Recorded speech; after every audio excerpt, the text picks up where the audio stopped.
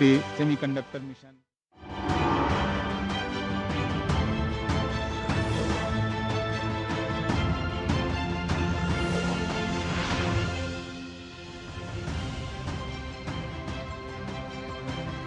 नमस्कार, आप देख रहे हैं वंदे भारत। आपके साथ मैं हूं मुकुल शर्मा। वंदे भारत में बात करेंगे कुछ ऐसी खबरों की जिसके बारे में विस्तार से आपको जानकारी देंगे। खासतौर से अगर बात की जाए कर्नाटका की, जी हाँ, कर्नाटका में क्या कुछ खास चल रहा है एसआईआर को लेकर, और साथ ही साथ अगर बात करें और भी जगहों की और जो खबरें रहेंगी उसके बारे में आपको बताएंगे। कर्नाटका में दरअसल एसआईआर पर सियासी घमासान शुरू हो गया है। इसके पीछे की वजह क्या है और कैसे कांग्रेस पर लगातार आरोप लग रहे हैं, इसके बारे में आपको बताएंगे। और वहीं अल्पसंख्यक शिक्षा में बड़ा बदलाव जो है कैसे अब यहाँ नजर आ रहा है, क्या कुछ अब जो नई तस्वीर है वो बढ़ती हुई आ रही है, इसके बारे में आपको जानकारी देंगे। और साथ ही बात होगी पर्यटकों की धीमी वापसी चिंता का सबब आखिर कहाँ पर बन रही है, क्यों बन रही है, और इसके लिए क्या कुछ समाधान खोजा जा सकता है। लेकिन आइए अब शुरुआत कर लेते हैं कार्यक्रम की, और आपको सबसे पहले बात कर लेते हैं यहाँ पर कर्नाटका की, जहाँ पर मतदाता सूची को अपडेट करने के लिए चल रही एसआईआर यानी स्पेशल इंटेंसिव रिवीजन की प्रक्रिया अब विवादों में घिर गई है। बीजेपी और जेडीएस ने कांग्रेस सरकार पर गंभीर आरोप लगाए हैं। विपक्ष का दावा है कि एसआईआर प्रक्रिया में बड़े पैमाने पर अनियमितताएं और पक्षपात हो रहा है। केंद्रीय मंत्री एचडी कुमारस्वामी, केंद्रीय राज्य मंत्री शोभा करंदलाजे, प्रदेश बीजेपी अध्यक्ष बीवाई विजयेंद्र और विपक्ष के नेता आर अशोक ने सरकार को घेरते हुए चुनाव आयोग से हस्तक्षेप की मांग की है। कर्नाटक में एसआईआर प्रक्रिया शुरू हुए अभी कुछ ही दिन हुए हैं, लेकिन शुरुआत से ही इसमें गड़बड़ियों की शिकायतें सामने आने लगी हैं। कई लोगों का मानना है कि उन्हें एन्यूमरेशन फॉर्म नहीं मिल रहे हैं, जबकि कुछ मतदाताओं के नाम वेबसाइट पर भी दिखाई नहीं दे रहे हैं। कई स्थानों पर लोग अपने बूथ लेवल अधिकारी यानी बीएलओ को ढूंढ रहे हैं, लेकिन बीएलओ उपलब्ध नहीं है। इसी बीच बीजेपी और जेडीएस ने आरोप लगाया है कि एसआईआर के नाम पर वोट बैंक की राजनीति हो रही है और नियमों का खुलेआम उल्लंघन हो रहा है। सबसे पहले केंद्रीय मंत्री एचडी कुमारस्वामी ने एसआईआर प्रक्रिया में कथित अनियमितताओं का मुद्दा उठाया। उन्होंने कुछ वीडियो जारी कर आरोप लगाया कि कई जगहों पर घर घर जाकर सत्यापन करने के बजाय सामूहिक रूप से फॉर्म भरवाए जा रहे हैं। इसके बाद बीजेपी के अन्य नेताओं ने भी कांग्रेस सरकार पर सवाल उठाए और दावा किया कि कुछ स्थानों पर मस्जिदों, सामुदायिक भवनों और कल्याण मंडपों में सामूहिक रूप से एसआईआर की प्रक्रिया चलाई जा रही है। इन आरोपों को लेकर बीजेपी नेताओं ने केंद्रीय चुनाव आयोग को पत्र लिखकर हस्तक्षेप की मांग की है। केंद्रीय राज्य मंत्री शोभा करंदलाजे ने एसआईआर प्रक्रिया में कथित गड़बड़ियों को लेकर सीधे कांग्रेस पर निशाना साधा। उन्होंने कहा कि इस संबंध में उन्होंने केंद्रीय चुनाव आयोग को 2 पत्र लिखे हैं। कर्नाटक राज्य में अलग अलग जगह से हमको पत्र आ रहे हैं, लोग फोन कर रहे हैं, ये सरकार ये एसआईआर को गलत कर रहे हैं, कानून बाहिर कर रहे हैं, क्योंकि हर एक एन्यूमरेशन फॉर्म कर्नाटक में घर घर नहीं जा रहे, केवल अल्पसंख्यक लोगों को उधर बुला के उधर ही एन्यूमरेशन फॉर्म दे रहे, मतदार ये तो लिस्ट में वो डाल रहे हैं। इसी मुद्दे पर कर्नाटक बीजेपी प्रदेश अध्यक्ष बीवाई विजयेंद्र ने भी कांग्रेस सरकार को घेरा। उन्होंने आरोप लगाया कि एसआईआर प्रक्रिया का दुरुपयोग किया जा रहा है और इसमें पक्षपातपूर्ण तरीके से काम किया जा रहा है। कुछ क्षेत्रों में एसआईआर का उल्लंघन हो रहा है, इसीलिए मैं मांग करता हूं कि तुरंत जिसने भी यह किया है उसे गिरफ्तार किया जाए। मेरे पास इस उल्लंघन के प्रमाण के रूप में वीडियो और फोटो मौजूद हैं। एसआईआर के नियमों का कांग्रेस सरकार द्वारा गलत तरीके से दुरुपयोग किया जा रहा है। ब्लॉक स्तर के अधिकारी मस्जिदों और अन्य स्थानों पर कैंप लगाकर केवल मुसलमानों के लिए सुविधाएं उपलब्ध करा रहे हैं। हिंदू नागरिक वहां आकर एसआईआर में रजिस्टर नहीं कर पा रहे हैं। बीजेपी और जेडीएस का आरोप है कि नियमों के मुताबिक बीएलओ को घर घर जाकर मतदाताओं का सत्यापन करना चाहिए था, लेकिन कई स्थानों पर ऐसा नहीं हो रहा है।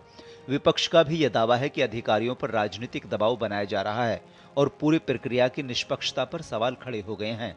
हालांकि इन आरोपों पर सरकार की ओर से अलग पक्ष भी सामने आया है और राज्य में एसआईआर प्रक्रिया को लेकर राजनीतिक घमासान तेज हो गया है। अब इस पूरे मामले में चुनाव आयोग की भूमिका सबसे अहम मानी जा रही है। एसआईआर का उद्देश्य मतदाता सूची को अधिक सटीक और पारदर्शी बनाना है, लेकिन जिस तरह से इस प्रक्रिया को लेकर राजनीतिक विवाद खड़ा हुआ है, उसने कई सवाल खड़े कर दिए हैं। क्या कर्नाटक में एसआईआर पूरी तरह निष्पक्ष तरीके से चल रहा है या फिर राजनीतिक आरोप प्रत्यारोप का नया मैदान बन गया है? इसका जवाब आने वाले दिनों में चुनाव आयोग और राज्य सरकार को देना होगा। तो बात अगर की जाए कर्नाटका की, यहाँ पर स्थिति जो है आप देख सकते हैं किस तरीके से नजर आ रही है। एसआईआर को लेकर अब कर्नाटका की कांग्रेस सरकार जो है वो सवालों के कटघरे में खड़ी हुई नजर आ रही है और इसी वजह से लगातार विपक्ष ये मांग कर रहा है चुनाव आयोग से कि इसमें इस पूरे मामले में हस्तक्षेप किया जाए। एसआईआर के नाम पर वोट बैंक की राजनीति की जा रही है। बीजेपी जेडीएस का ये आरोप कांग्रेस पर, और ये कहा जा रहा है कि नियमों का खुलेआम उल्लंघन किया जा रहा है। कर्नाटका सरकार जो है एसआईआर प्रक्रिया में अनियमितताएं कर रही है, नियमों का उल्लंघन वहां पे किया जा रहा है और इसी को लेकर अब बीजेपी जेडीएस की मांग है चुनाव आयोग से कि इस पूरे मामले में हस्तक्षेप करें।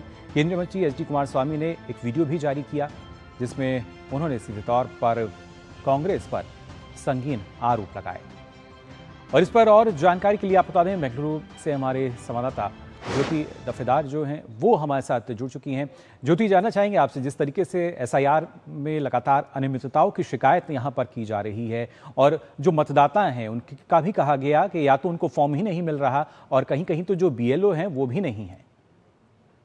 मुकुल जी, जैसे 3-4 दिन हुआ यहाँ पे कर्नाटका में एसआईआर प्रक्रिया अभी शुरू हो चुका है, तो हमने प्रारंभ में देखा जैसे मुख्यमंत्री डीके शिव कुमार जी ने कहा था कि इस प्रक्रिया में आप सब लोगों को, वोटर्स को यहाँ पे इस भागीदारी लेनी चाहिए। अगर भागीदारी नहीं लेते हैं तो आपको जो सोशल वेलफेयर स्कीम है वो हम बंद करवा देंगे। तो एक तरफ ये है कि मुख्यमंत्री ही वहां पे अपील कर रहे हैं, लेकिन जो प्रक्रिया चल रही है, जैसे एसआईआर की जो सेंट्रल इलेक्शन कमीशन की एक नियम होता है, रूल्स एंड रेगुलेशन होता है, लेकिन एसआईआर की प्रक्रिया में वो सब नियमों का उल्लंघन करके जो बूथ लेवल ऑफिसर्स है वो सब लोग उल्लंघन करके वो भी खुले आम ऐसे करे। जैसे हम जानते हैं एसआईआर प्रक्रिया में जो पहली रूल्स है वो है बूथ लेवल ऑफिसर्स को डोर टू डोर जाना है, वहां से जाकर जो एन्यूमरेशन फॉर्म है वो लोगों को देकर उनका इंफॉर्मेशन कलेक्ट करना है। लेकिन यहाँ पे वैसा नहीं हो रहा है। बहुत मतलब ऐसा रूल्स एंड रेगुलेशन वायोलेशन हो रहा है। जैसे बीजेपी ने जो वीडियो रिलीज किया, अब आप देख सकते हैं, हमारे स्क्रीन पे भी चल रहा है।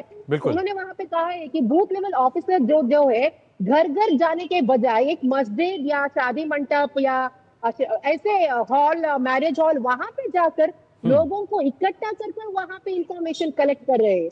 ये तो बीजेपी का आरोप नहीं है, हम भी वीडियो में देख रहे हैं। ये तो खुले आम एसआईआर की जो स्पष्ट उल्लंघन है, क्योंकि घर घर जाकर आपको इंफॉर्मेशन कलेक्ट करना है। और यहाँ पे आप जो देखिए, वहाँ पे जैसे भाजपा कह रही है वहाँ पे अल्पसंख्यक लोग बहुत है, वो एक जगह पे इकट्ठे हो रहे हैं। और तो और एक स्टेप आगे जाकर जो मस्जिद में वो अनाउंस करते हैं, वहां पे वो कहते हैं कि जुम्मा मस्जिद के पास आप सब लोग इकट्ठे हो जाइए, वहां पे एसआईआर की प्रक्रिया चल रही है। तो कैसा हुआ, एसआईआर की प्रक्रिया तो ऐसे नहीं चलेगी। तो लोगों को इकट्ठा कर वहां पे वो इंफॉर्मेशन ले रहे हैं। जैसे 2002 के तरीके से वहां से इंफॉर्मेशन लेना है एसआईआर प्रक्रिया में। लेकिन यहाँ पे जो है, जो भाजपा का आरोप है 2002 में जो बहुत अल्पसंख्यक लोगों की, यानी वो कह रहे हैं कि बांग्लादेश के जो निराश्रित है वो 2002 में वोटर लिस्ट में उनका नाम नहीं था। यहाँ पे बूथ लेवल ऑफिसर जो है इंटेंशनली उनका नाम वहां पे ऐड कर रहे हैं। तो बूथ लेवल ऑफिसर, जिस तरीके से चुनाव आयोग से हस्तक्षेप की मांग यहां पर की जा रही है, क्या इसको लेकर कोई लिखित शिकायत अभी तक हुई है या कोई प्रतिक्रिया अभी तक चुनाव आयोग की तरफ से हम देख पा रहे हैं? अभी तक पहले केंद्रीय मंत्री एच डी कुमारस्वामी ने पहले उनका रामनगर कॉन्स्टिट्यूएंसी में कैसा ये नियम का उल्लंघन हुआ था, उन्होंने वीडियो रिलीज किया। उसके बाद भाजपा ने भी वीडियो रिलीज किया, 20 से ज्यादा वीडियो। तो उसके बाद दोनों पार्टी ने अभी आज दोपहर भाजपा के नायक राज्याध्यक्ष विजयेंद्र के साथ साथ भाजपा के नायक इलेक्शन कमीशन जाकर वहां पे कंप्लेंट देने वाले हैं। कल उन्होंने शोभा करांदलाजे से लेकर भाजपा की नायक इलेक्शन कमीशन को, सेंट्रल इलेक्शन कमीशन को और स्टेट इलेक्शन कमीशन को भी चिट्ठी लिखे है। सो ऐसा जो नियमों का उल्लंघन हो रहा है जैसे वेस्ट बंगाल में हुआ था, तो यहाँ पे स्पष्ट निवेदन है कि सेंट्रल इलेक्शन कमीशन को इस विचार पर मध्य प्रवेश करना चाहिए। यहाँ पे ऐसा हो रहा है कहीं ना ये हो जाए कि जो अल्पसंख्यक लोग हैं उन्हीं को इस वोटर लिस्ट में ऐड किया जाए। तो स्पष्ट तरीके से ये भाजपा का आरोप है कि ये जो वोट बैंक का राजनीति चल रहा है, यहाँ पे अल्पसंख्यक की तुष्टीकरण इतने हद तक जा रहा है कि एसआईआर प्रक्रिया जो सेंट्रल इलेक्शन कमीशन का जो नॉर्म्स, रूल्स एंड रेगुलेशन है उसको ही उल्लंघन कर ये सब कर रहे हैं। तो ये भाजपा से आरोप है। बिल्कुल ज्योति, और खासतौर से हमने देखा था पश्चिम बंगाल में भी जब ये पूरी प्रक्रिया हुई थी तो वहाँ कार्रवाई की गई थी, क्योंकि इसी तरह की शिकायतें लगातार मिल रही थी। और जैसे आपने बताया कि एक खास समुदाय, एक तबका, एक वर्ग जो है उसके तमाम लोगों को एक साथ इकट्ठा करने की बात कही जाती है, जबकि घर घर जाकर जो पूरी प्रक्रिया है वो पूरी की जाती है, जिससे और ज़्यादा निष्पक्षता और पारदर्शिता के साथ एसआईआर की जो पूरी प्रक्रिया है संपन्न हो सके। लेकिन इस पूरे मामले को देखते हुए क्या माना जाए, क्या अभी तक राज्य सरकार की तरफ से भी किस तरह की प्रतिक्रिया आई है? क्योंकि माना जाता है कि प्रत्यक्ष को प्रमाण की आवश्यकता नहीं है, लेकिन जो मतदाता परेशान हो रहे हैं, 4 दिन करीब हो चुके हैं, अब उनके लिए क्या राज्य सरकार कुछ व्यवस्था की बात कर रही है? अभी तक राज्य सरकार से मुख्यमंत्री की कोई रिएक्शन नहीं आया। जैसे आपने कहा, यहाँ पे जो एसआईआर की निष्पक्षपात नहीं हो रहा है, और बांग्लादेश की जो नागरिक है उनको एक नेशनल हाईवे क्रिएट कर रहे हैं, ऐसा भाजपा कह रहे हैं। तो जैसे आप मस्जिद के पास ऐसे सब कर रहे हैं, तो हमने एक सचिव से बात करने की कोशिश की, लेकिन उन्होंने टाल दिया, उन्होंने रिप्लाई नहीं किया। गृह सचिव प्रियांक खरगे जी ने ऐसा कहा है कि अगर एसआईआर के नियमों का उल्लंघन हो रहा है, ऐसा नहीं होना चाहिए, क्योंकि घर घर जाकर ही प्रक्रिया करना चाहिए। अगर ऐसा होता है तो कोई ना कोई दबाव होगा बीएलओ ऑफिसर्स पर, क्योंकि ये एक दिन में इतने घर को आपको कैलकुलेट करना, इतने घर जाकर आपको इस प्रक्रिया को कंप्लीट करना चाहिए, तो बूथ लेवल ऑफिसर्स पे किसी ना किसी विधायक की प्रेशर होगा। लेकिन वो ये नहीं मान रहे कि ऐसा हुआ तो देखेंगे। बीजेपी और जेडीएस क्या अभी इलेक्शन कमीशन ऑफिसर बन चुके हैं क्या? ये इलेक्शन कमीशन है क्या? जी बिल्कुल, और क्या नियमों इसके बाद और जो जांच है उसका दायरा कुछ बढ़ता नजर आएगा या नहीं, किस तरीके से? क्योंकि जो स्थिति बनी हुई है उसको देखते हुए यही लग रहा है कि जल्द ही शायद अगर तमाम शिकायतें आ रही हैं तो चुनाव आयोग संज्ञान लेकर यह कोशिश करेगा कि इस समस्याओं का इनका समाधान हो सके और एसआईआर की जो प्रक्रिया है वो विश्वसनीयता के साथ संपर्क कराई जा सके। फिलहाल बहुत बहुत शुक्रिया ज्योति आपका हमारे साथ जुड़ने के लिए। तो ये तो बात हुई कर्नाटक की। अब आइए आगे बढ़ते हैं वंदे भारत में और बात कर लेते हैं उत्तराखंड की। जी हाँ, उत्तराखंड की अगर खासतौर से बात की जाए तो आपको बता दें उत्तराखंड में अल्पसंख्यक शिक्षा व्यवस्था में बड़ा बदलाव हुआ है। मदरसा बोर्ड की जगह अब उत्तराखंड राज्य अल्पसंख्यक शिक्षा प्राधिकरण ने ले ली है और सरकार का दावा है कि इससे आधुनिक शिक्षा को बढ़ावा मिलेगा, जबकि धार्मिक शिक्षा भी वैकल्पिक रूप से जारी रहेगी।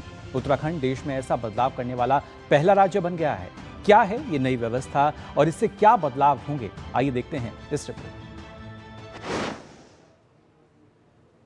उत्तराखंड के मुख्यमंत्री पुष्कर सिंह धामी ने राज्य अल्पसंख्यक शिक्षा प्राधिकरण का शुभारंभ किया। राज्य में 1 जुलाई 2026 से अल्पसंख्यक शिक्षा व्यवस्था नए स्वरूप में लागू हो गई है। राज्य सरकार ने मदरसा बोर्ड को समाप्त कर उत्तराखंड राज्य अल्पसंख्यक शिक्षा प्राधिकरण की शुरुआत की है। सरकार का कहना है कि इस व्यवस्था से अल्पसंख्यक शिक्षण संस्थानों में आधुनिक और गुणवत्तापूर्ण शिक्षा को बढ़ावा मिलेगा, जबकि धार्मिक शिक्षा भी वैकल्पिक तौर पर जारी रहेगी। इस अवसर पर उन्होंने विभिन्न अल्पसंख्यक शिक्षण संस्थानों को मान्यता प्रमाण पत्र वितरित किए और विद्यार्थियों को एनसीईआरटी की पुस्तकें भी भेंट की। मुख्यमंत्री ने कहा कि राज्य सरकार का उद्देश्य सभी वर्गों के बच्चों को समान, आधुनिक और गुणवत्तापूर्ण शिक्षा उपलब्ध कराना है, ताकि वे भविष्य की चुनौतियों के लिए तैयार हो सकें। सभी वर्गों के बच्चों को अच्छी शिक्षा मिले, गुणवत्तापूर्ण शिक्षा मिले, आधुनिक शिक्षा मिले। आने वाले हमारे सभी बच्चे संस्कारवान बने, ज्ञानवान बने, विद्यावान बने। उसके निमित्त अल्पसंख्यक शिक्षा का प्राधिकरण बनाया गया है। नई व्यवस्था के साथ ही प्रदेश में मदरसा बोर्ड का अस्तित्व समाप्त हो गया है। अब राज्य के 452 पंजीकृत मदरसों को पहले उत्तराखंड विद्यालय शिक्षा परिषद से संबद्धता प्राप्त करनी होगी और उसके बाद उत्तराखंड राज्य अल्पसंख्यक शिक्षा प्राधिकरण से मान्यता लेनी होगी। सरकार के मुताबिक यह प्रक्रिया शिक्षा की गुणवत्ता, पारदर्शिता और जवाबदेही सुनिश्चित करने के उद्देश्य से तैयार की गई है। नई नियमावली के तहत अल्पसंख्यक शिक्षण संस्थानों में एनसीईआरटी आधारित पाठ्यक्रम लागू किया जाएगा। विद्यार्थियों को मिड डे मील सहित अन्य सरकारी सुविधाओं का लाभ भी मिलेगा। आवेदन और मान्यता की पूरी प्रक्रिया ऑनलाइन होगी, जबकि प्राधिकरण समय समय पर संस्थानों की समीक्षा और निरीक्षण भी करेगा। मान्यता 3 वर्षों के लिए मान्य होगी, उसके बाद नवीनीकरण कराना होगा। वर्तमान में 452 मदरसे पंजीकृत है उत्तराखंड में यहाँ पे, और इनकी जो नए नियमावली है उसके अंतर्गत ये सभी मदरसों को पुनः एक बार शिक्षा विभाग के अंतर्गत पंजीकृत या संबद्धता प्राप्त करते हुए नए सिरे से इनको अल्पसंख्यक शिक्षा प्राधिकरण से अल्पसंख्यक शिक्षा संस्थान की जो मान्यता है उनको लेनी है। उत्तराखंड राज्य अल्पसंख्यक शिक्षा प्राधिकरण के अध्यक्ष डॉक्टर सुरजीत सिंह गांधी का कहना है कि इस बदलाव का और आइए सीधा रुख करते हैं पश्चिमी राजस्थान के जोधपुर एयरपोर्ट का, आपको तस्वीरें वहां की दिखाते हैं। ये जोधपुर एयरपोर्ट, इसका नया ये टर्मिनल भवन, प्रधानमंत्री यहां पहुंचे हैं और साथ ही साथ नए टर्मिनल भवन का यहां उद्घाटन और उड़ान के अगले चरण का भी शुभारंभ यहां पर प्रधानमंत्री अब कर चुके हैं, जिसके तहत 100 नए हवाई अड्डे और उसके साथ साथ बेहतर कनेक्टिविटी जो है वो हमें नजर आएगी। आप देख सकते हैं इन तस्वीरों में किस तरीके से उड़ान का अगला चरण शुरू हो गया है। 10 वर्षों के लिए आपको बता दें ये शुरू किया गया है, जिसमें करीब 120 नए जो गंतव्य हैं उनको शामिल किया जा रहा है। और कैसे उड़ान के चलते हमने देखा था अब तक भी कितना लाभ मिला था, कनेक्टिविटी किस तरीके से बढ़ती नजर आई थी। लेकिन ये नया टर्मिनल भवन जहां पर राजस्थान की जब सांस्कृतिक विरासत की हम बात करते हैं तो उसकी एक झलक भी आप देख सकते हैं यहाँ नज़र आ रही है। साथ ही केंद्रीय मंत्री जो हैं प्रधानमंत्री को जानकारी देते हुए किस तरीके से नया टर्मिनल भवन और उसके साथ साथ ये पूरा जो एयरपोर्ट है अब काम करता नजर आएगा। कहीं ना कहीं पर्यटन को किस तरीके से बढ़ावा दिया जा सकता है। और करीब आपने देखा 2743 मीटर लंबा रनवे जो है वो यहाँ पर है, आधुनिक जो सुविधाएं हैं उनसे पूरी तरीके से लैस ये नया टर्मिनल भवन जिसका प्रधानमंत्री ने यहाँ उद्घाटन किया और ख़ासतौर से अपने आप में काफ़ी महत्वपूर्ण। इस दौरान राजस्थान के जो सांस्कृतिक रंग हैं, लोक संस्कृति है, उसकी भी प्रस्तुति दी गई। जोधपुर एयरपोर्ट की तस्वीरें आप देख सकते हैं किस तरीके से एक नया टर्मिनल भवन अब यहाँ मिल चुका है। प्रधानमंत्री ने इसका उद्घाटन किया और ये अंदर की तस्वीरें जब प्रधानमंत्री यहाँ पहुँचे और साथ ही साथ इस दौरान हमने देखा कि यहाँ किस तरीके से राजस्थान की जो एक झलक है वो नज़र आई। और ये काफ़ी महत्वपूर्ण उड़ान का जो अगला चरण है जिसकी शुरुआत की गई है। 109 अगर बात की जाए हवाई अड्डे होंगे, 200 जब हम हेलीपॉड की बात कर रहे हैं और इसके साथ साथ जो अगले 10 वर्ष हैं उसकी रूपरेखा यहाँ तैयार की गई है। और ख़ासतौर से जो टायर 2 और टायर 3 शहर हैं वहाँ पे किस तरीके से कनेक्टिविटी को हम बढ़ावा दे सकते हैं, टूरिज़्म को हम बढ़ावा दे सकते हैं, उस लिहाज से इसकी शुरुआत यहाँ पर की गई है। उड़ान का ये अगला चरण, संशोधित उड़ान योजना जिसकी शुरुआत हुई, हमने देखा था मार्च 2026 में इस योजना को मंजूरी दी गई थी, संशोधन उड़ान योजना को, जिसके बाद आज इसकी हमने देखा प्रधानमंत्री ने शुरुआत की। कैसे क्षेत्रीय हवाई संपर्क बढ़ेगा, क्योंकि जब हम टियर 2 टियर 3 शहरों की बात करते हैं वहाँ पर कैसे और ज़्यादा विकास जो है आ सकता है, रोज़गार किस तरीके से बढ़ सकता है। प्रधानमंत्री का फोकस खासतौर से इस बात पर औद्योगिक विकास होगा तो रोज़गार होगा। और ख़ासतौर से ये ऐसे कई क्षेत्र हैं जहाँ पर हम देखते थे जो लोगों की मांग भी रहती थी और साथ ही जब लोगों को कनेक्टिविटी की आवश्यकता रहती है या जब हम बात करते हैं हवाई सेवा की तो वो बेहद ही कम दाम में, बेहद ही कम खर्च में उनको जो हवाई सेवा है उसका लाभ मिल पाएगा। इससे पहले दूर दराज के क्षेत्रों में ज़ाहिर तौर पर लोगों को जाना पड़ता था, जहाँ पर पहले की संख्या की अगर बात की जाए एयरपोर्ट की उसमें भी हमने देखा है दोगुनी से लगातार अधिक होती हुई नज़र आ रही है। और अब विकसित भारत 2047 के लिहाज से भी ये काफ़ी महत्वपूर्ण 10 वर्षीय अगर संशोधन जो इसमें किया गया है उड़ान संशोधन योजना, जिसको लेकर अगर देखा जाए क्षेत्रीय हवाई संपर्क बढ़ता हुआ नजर आएगा। वहीं पश्चिमी राजस्थान के विकास को नई गति मिलेगी। इस जोधपुर एयरपोर्ट के चलते नए टर्मिनल का जो उद्घाटन प्रधानमंत्री नरेंद्र मोदी ने आज यहाँ पर किया है, हमने देखा किस तरीके से केंद्रीय मंत्री और साथ ही साथ मुख्यमंत्री भी इस दौरान मौजूद रहे। संशोधित उड़ान योजना के चलते हम देखेंगे किस तरीके से रोजगार के जो नए अवसर हैं उनका भी सृजन होता हुआ नजर आएगा, औद्योगिक विकास होगा, निवेश होगा और जाहिर तौर पर हर एक क्षेत्र में समान विकास जो है वो नजर आ सकेगा। इस दौरान उड़ान योजना की अभी तक की जो यात्रा रही उसका भी प्रदर्शन यहाँ किया गया एक प्रदर्शनी के जरिए। साथ ही जोधपुर की खासतौर से अगर बात की जाए अलग अलग जो पर्व यहाँ मनाए जाते हैं, राजस्थान की हम बात करें किस तरीके से लोक संस्कृति जो है इनमें नज़र आती है, उसका भी यहाँ पर हम कह सकते हैं कि प्रदर्शन जो है किया गया है। जो टर्मिनल भवन है, सुंदर कलाकृतियाँ जो हैं वो यहाँ देखी जा सकती हैं और ख़ासतौर से करीब 23,000 मीटर स्क्वायर का पूरा जो एरिया है इसमें अब नए सिरे से हमने देखा जो नया टर्मिनल भवन है इसका उद्घाटन हो चुका है। प्रधानमंत्री ने जोधपुर हवाई अड्डे के नए टर्मिनल भवन का उद्घाटन किया है और यात्रियों को किस तरीके से बेहतर सुविधाएं जो हैं वो मिल सकती हैं, ना सिर्फ क्षेत्रीय हवाई संपर्क जो है वो और बेहतर होता हुआ इसके ज़रिए नज़र आएगा, बल्कि विकसित भारत की जब हम बात करते हैं उस लिहाज से भी महत्वपूर्ण कि कैसे जो योजना है उड़ान योजना, अब इसका अगला चरण जो है इसको ना सिर्फ मंजूरी मिली बल्कि आज इसकी शुरुआत यहाँ पर हो चुकी है। प्रधानमंत्री ने इसकी शुरुआत की और साथ ही साथ जोधपुर एयरपोर्ट का जो नया टर्मिनल है इसका भी उद्घाटन किया गया। तमाम सुविधाओं से लैस यात्रियों की सुविधाओं के लिए जो फोकस है वो यही, कैसे जो हवाई सेवा है उसको और सुगम बनाया जाए, लोगों के बजट में रहे। इसके चलते हमने देखा था उड़ान योजना की शुरुआत प्रधानमंत्री नरेंद्र मोदी ने की थी कि कैसे ना सिर्फ हवाई सेवा जो है बल्कि एक हवाई चप्पल पहनने वाला इंसान भी जो है वो हवाई सेवा कर सके। इस तरीके का एक हमने देखा था जो स्ट्रक्चर था वो नज़र आया था। फिलहाल ये तस्वीरें जहां पर हमने देखा किस तरीके से टर्मिनल जो है जोधपुर का उसका उद्घाटन किया गया और उसके बारे में सारी जानकारी जो है प्रधानमंत्री यहाँ लेते हुए भी नजर आए। इन तस्वीरों के ज़रिए किस तरीके से पूरा जो एयरपोर्ट है वो अब यहाँ नज़र आएगा। एक मॉडल के ज़रिए उनको ये बताया भी गया।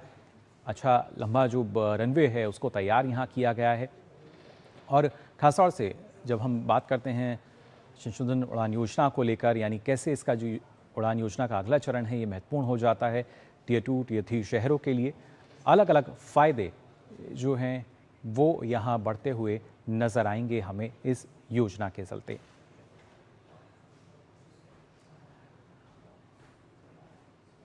तो देखा आपने किस तरीके से लगातार देश में विकास को गति मिलती हुई नज़र आ रही है, हवाई सेवाएं जो हैं और बेहतर होती हुई दिख रही हैं। और आइए अब रुख कर लेते हैं हमारे जो आपको बता रहे थे किस तरीके से उत्तराखंड की अगर बात की जाए तो यहाँ पर नई शिक्षा व्यवस्था जो है उसकी शुरुआत की गई है और हमारी संवाददाता देहरादून से रेणु प्रीति जो हैं हमारे साथ जुड़ चुकी हैं। रेणु, जानना चाहेंगे आपसे, क्योंकि ना सिर्फ नई शिक्षा व्यवस्था हमें देखने को मिल रही है बल्कि हम कह सकते हैं कि धार्मिक शिक्षा के साथ साथ आधुनिक शिक्षा को बढ़ावा देने वाला उत्तराखंड जो है वो पहला राज्य यहाँ बन चुका है। जी बिल्कुल, देखिए अगर हम उत्तराखंड राज्य की बात करते हैं तो अभी तक यहाँ पे उत्तराखंड मदरसा बोर्ड चल रहा था और अब इसे बंद करके यहाँ पे उत्तराखंड राज्य अल्पसंख्यक शिक्षा प्राधिकरण को शुरू कर दिया गया है और ऐसा करने वाला उत्तराखंड देश में पहला राज्य बन गया है। इसकी खासियत यह है कि अभी अगर हम बात करें अल्पसंख्यक शिक्षण संस्थानों की, जैसे हम मदरसे का उदाहरण लेते हैं तो वहाँ पे केवल धार्मिक शिक्षा दी जा रही थी, लेकिन अब क्योंकि जब नया प्राधिकरण आ गया है तो इसमें बच्चों को आधुनिक शिक्षा से जोड़ा जाएगा। उनको गणित पढ़ने को मिलेगी, विज्ञान पढ़ने को मिलेगी, उन्हें आधुनिक मुख्य धारा जो शिक्षा है उससे जोड़ा जाएगा, लेकिन उनकी धार्मिक शिक्षा को बंद नहीं किया जा रहा है बल्कि वैकल्पिक तौर पे वो अपनी धार्मिक शिक्षा को जारी कर सकते हैं।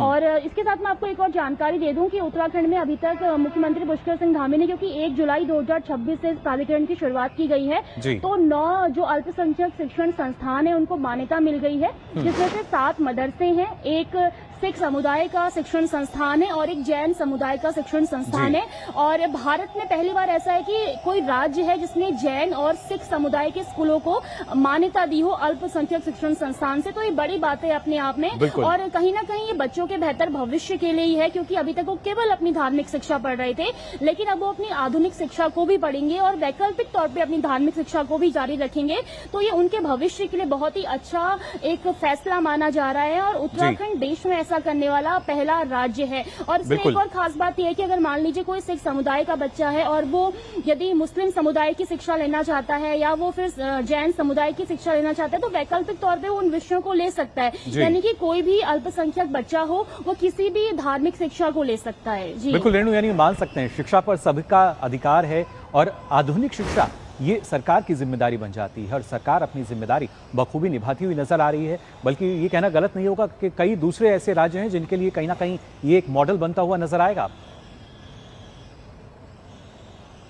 बिल्कुल बिल्कुल, देखिए क्योंकि इससे पहले यूसीसी को भी उत्तराखंड ने ही पहली बार लागू किया था और उसके बाद अब जब मदरसा बोर्ड को उत्तराखंड में भंग करके अल्प शिक्षण प्राधिकरण को शुरू कर दिया गया है, तो जो अन्य राज्य हैं वो भी उत्तराखंड से प्रेरणा लेंगे। शिक्षा के तौर पर ये उत्तराखंड राज्य मॉडल राज्य के रूप में देखा जाएगा और जो अन्य राज्य हैं वो कहीं ना कहीं देखेंगे कि जब उत्तराखंड के जो अल्पसंख्यक बच्चे हैं वो धार्मिक शिक्षा के साथ साथ आधुनिक शिक्षा ले रहे हैं, कंप्यूटर सीख रहे हैं, गणित पढ़ रहे हैं, विज्ञान पढ़ रहे हैं और उनका भविष्य बेहतर हो रहा है, क्योंकि आने वाले समय में जब वो प्रतियोगी परीक्षाओं में बैठेंगे तो उनका चयन भी अच्छा होगा, उनके रोजगार के अवसर खुलेंगे। तो इससे कहीं ना कहीं सीख लेकर अन्य राज्य भी हो सकता है आने वाले समय में अपना एक नया प्राधिकरण को शुरू करें। और उत्तराखंड में ये इसलिए भी अच्छा फैसला है क्योंकि अभी तक अगर हम मदरसों की बात करें तो वहां पे कोई भी व्यक्ति मदरसों में शिक्षा दे रहा था, लेकिन अब वहां पे तरीके से जो है टीचर्स की भर्ती भी होगी, गणित के शिक्षक की भर्ती होगी, विज्ञान के शिक्षक की भर्ती होगी और धार्मिक शिक्षा देने वाले व्यक्ति की भी तरीके से भर्ती होगी। यानी जो शिक्षा के मानक हैं उसके अनुरूप यहाँ पे भर्ती की जाएगी और इसके साथ ही वहाँ पे एक प्रॉपर विद्यालय होगा, यानी कि लाइब्रेरी होगी, साफ सफाई की व्यवस्था होगी। इसके साथ ही जो अन्य स्कूलों में अभी तक बच्चों को सरकारी सुविधाओं का लाभ मिल रहा था, जैसे मिड डे मील की हम बात करते हैं, तो वो सारी योजनाएं जो है यानी तमाम सुविधाएं मिलेंगी और उसके साथ साथ तो कहीं ना कहीं अगर देखा जाए रेणु एक मानकीकरण शिक्षा का यहाँ नजर आ रहा है नई व्यवस्था के साथ। फिलहाल आपका बहुत बहुत शुक्रिया हमारे साथ जुड़ने के लिए। तो हमारी संवाददाता बता रही थी किस तरीके से एक बड़ा बदलाव जो है वो यहाँ नजर आ रहा है और ना सिर्फ उत्तराखंड, देश के अलग अलग हिस्सों की बात की जाए, राजस्थान की भी तस्वीरें हमने आपको दिखाई थी। लगातार जो विकास है वो होता हुआ यहाँ नजर आ रहा है और देश विकसित भारत लक्ष्य की तरफ आगे भी बढ़ रहा है। तो फिलहाल के लिए वंदे भारत में बस इतना ही। दीजिए अनुमति, नमस्कार।